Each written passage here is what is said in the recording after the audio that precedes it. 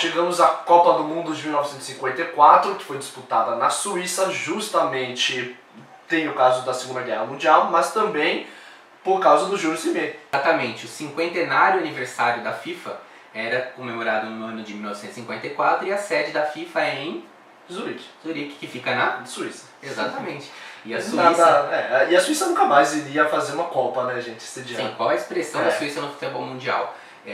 Paralelo a isso, houve a questão da Segunda Guerra, que na Europa, um dos poucos países que saíram ilesos da Segunda Guerra foi a Suíça. Porque o Hitler ele respeitou a neutralidade. A neutralidade da Suíça sempre em todas as guerras. Você vê um cidadão sem brigar na Europa, ele é suíço. Assim como em 50, que teve eliminatórias, em 54 não foi diferente. 38 equipes disputaram eliminatórias, sendo que só 16 acabaram disputando o torneio. O time sensação dessa Copa era a Hungria, que estava há nada mais nada menos que 3 anos invicta, mais de 41 jogos, tinha sido campeã olímpica 2 anos antes dessa Copa. E contava com uma geração fantástica, talvez a geração húngara que nunca mais veremos, com Puskás e companhia. O time era chamado de time de ouro. Como a gente chama o time da Bélgica hoje, né, que é o time de ouro. Menos. E a princípio a Hungria confirmou esse favoritismo, né, goleando gigantes do futebol como a própria Alemanha Ocidental na primeira fase. 8-3. Por 8-3. Não só isso, ela fez 9-0. Aplicou sonora goleada de 9-0 na Coreia. 7-5. Enfim, era uma máquina de fazer gols. E um detalhe interessante só para saber, o começo de jogo da Hungria era muito avassalador, porque eles entravam aquecidos, uma prática que não era usada na época, né? Assiste a nossa crítica do Milagre de Berna que a gente explica isso direito do aquecimento.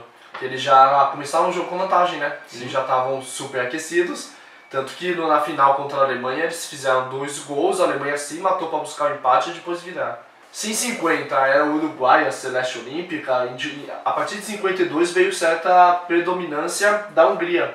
Só que a Hungria, né, nunca foi campeã da Copa. Sim, assim como a Holanda, né, já fez 2 finais de Copa, a Holanda também só ficou no Si, com 2 gerações ótimas. Exato. A Hungria teve talvez a sua melhor geração e infelizmente não conquistou o Mundial. Como ele disse anteriormente, vamos detalhar agora a final da Copa, foi conhecido como o Maracanaço húngaro, né? O Maracanaço que ficou conhecido 4 anos antes na Copa de 50 com o Maracanã lotado de brasileiros na maior marcha fúnebre da história. Todos davam como certa o título mundial para a Hungria. Até os jogadores da Alemanha. Até os jogadores da Alemanha já se resignavam a esse segundo lugar, que seria muito honroso já para a Alemanha, vinda de uma Segunda Guerra Mundial, enfim. Mas o técnico não queria isso, né? E aconteceu o Maracanaço húngaro. O técnico ele ficava muito puxando, né, os jogadores, como treinar, como jogar. Eu acho que o técnico foi o principal motivador desse time da Alemanha, né? É um treinador bem icônico, bem fanfarrão, assim, né?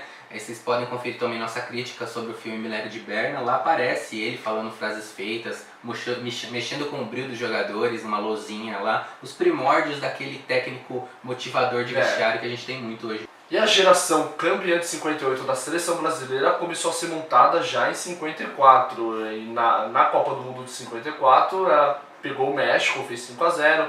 Aí na primeira fase ainda pegou a Iugoslávia, empatou e só foi eliminada pegando a temida Hungria de Puskás. Seria vice-campeã. Exatamente. Será que o Brasil teria a vez com a Alemanha? Talvez sim. Será? Talvez tivesse uma sorte melhor. Sim. E foi 4-2 o jogo, né? E a Hungria ganhou, obviamente. E nesse time da seleção brasileira tinha o Didi, Nilton Santos, uma grande geração de ouro. Tinha mudado de técnico, não era mais o técnico da Copa de 50, era o Zezé Moreira agora. E o uniforme da seleção brasileira havia trocado, porque em 50 falaram que dava azar o uniforme branco, trocaram, fizeram um novo concurso.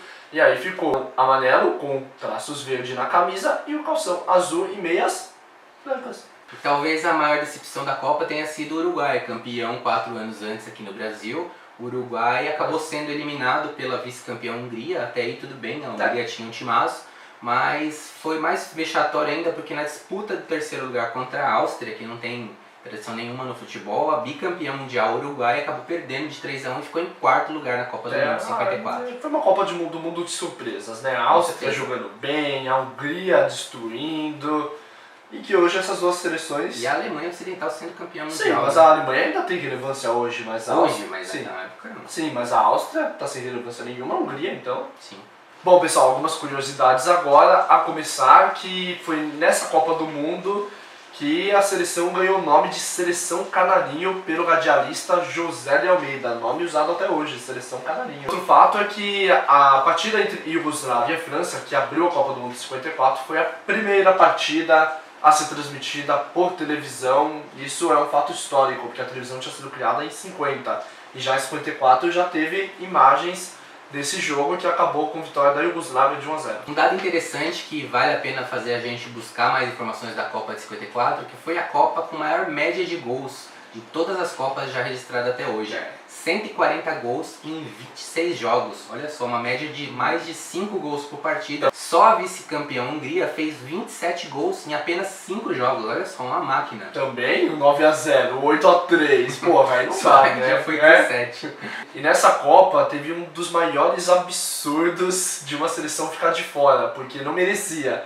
A Espanha enfrentou a Turquia em uma eliminatória e a Espanha venceu o primeiro jogo, 4-1, beleza. Só que nessa época não tinha saldo de gols. Não teria a Espanha mais 3 gols. A Turquia podia vencer de 1-0 e Como fez? ganhou de 1-0 e ficou, em vez de ficar 4-2, os dois jogos contando o resultado, não tinha isso. Então ficou vitória contra vitória. E aí? Aí que a FIFA fez um jogo extra e empate, 2-2. E como acabou isso? O menino cego foi chamado para tirar no cara coroa quem iria pra Copa. Olha que absurdo isso, que absurdo, não tinha pênalti ainda. Olha o que aconteceu, a Turquia ganhou, foi pra Copa do Mundo e levou o moleque como mascote. Pra assistir o jogo. Que absurdo, é verdade. Puta que pariu, o moleque é cego. Que idiotas. Pela primeira vez na história das Copas, os jogadores usaram uma numeração fixa. Né? Havia numeração sim anteriormente, mas elas eram de acordo com a escalação, de 1 a 11, por exemplo. Eu acho Nessa que Copa foi fixa. Eu acho que da numeração já tem a ver com a televisão, hein? Televisão para justamente para as pessoas facilitar, identificarem, né? A identificação dos jogadores, tem nomes diferentes, Sim. estranhos. Porque na rádio ele só falava, o pessoal não via. Sim. E o Uruguai perdeu a invencibilidade dele em Copas na Copa de 54, quando foi eliminado pela Hungria. O Uruguai antes disso nunca tinha perdido na história das Copas. 24 anos sem perder em Copa. O jogo entre Hungria e Brasil foi considerado um dos mais violentos da história das Copas. Foi conhecido como a Batalha de Berna. Nesse jogo tivemos 3 expulsões, né? As 3 que ocorreram em toda a Copa do Mundo de 54. Foi no jogo do Brasil. Newton Santos e Humberto por parte da seleção canarinho e Bozic por parte da Hungria foram os 3 indisciplinados que foram pro vestiário mais cedo. Isso explica, porque a seleção brasileira não tinha como parar a Hungria. Então só na porrada mesmo pra parar os caras. E o jogo entre Áustria e Suíça, que a Áustria também tinha um timaço nessa Copa. Entre 7-5 foi o jogo com maior número de gols até hoje nas Copas. Foram 12 gols. 12 gols em um jogo é muita coisa, pô. Muita coisa. Imagina o narrador, ele tem que tomar um melzinho com própolis. Para finalizar, a gente vai ilustrar um pouco da desorganização que a CBF e toda a comissão dos cartolas brasileiros já praticavam na Copa de 54. Abre aspas, um trecho aí do livro do Teixeira Reiser, um relato de um jogador brasileiro numa confusão de resultado. Vamos lá. Tchaikovsky e Mitke faziam sinais com as mãos mostrando 1 a 1 pra gente. Pensávamos que zombavam do nosso time. Quase demos neles. Saímos chorando, eliminados. Mais tarde, soubemos que estávamos classificados. Os sinais dos iugoslavos eram isso. Os cartolas não tinham traduzido o regulamento e os jogadores ignoravam o que acontecia. Um empate dava a vaga para as duas equipes em campo. Olha o absurdo, cara. Os dois times estavam empatando, os dois times iam para a próxima fase. Os húngaros fazendo assim pro Brasil, que tá de boa, o Brasil querendo o jogo, querendo vencer, pensando que seria eliminado com empate, e o Brasil estava classificado. Ou seja, não só, desculpa, os cartolas estão errados, mas os jogadores também deviam saber do, né? O jogador vai saber, cara. CBF já sendo CBF já há mais de 50 anos atrás. Bom, galera, espero que vocês tenham gostado da nossa retrospectiva Copa 54. Que vai continuar com Copa 58, vem aí. Assistam e façam um apanhado geral de todas as Copas. E não se esqueçam de se inscrever no nosso canal e divulgar nosso trabalho.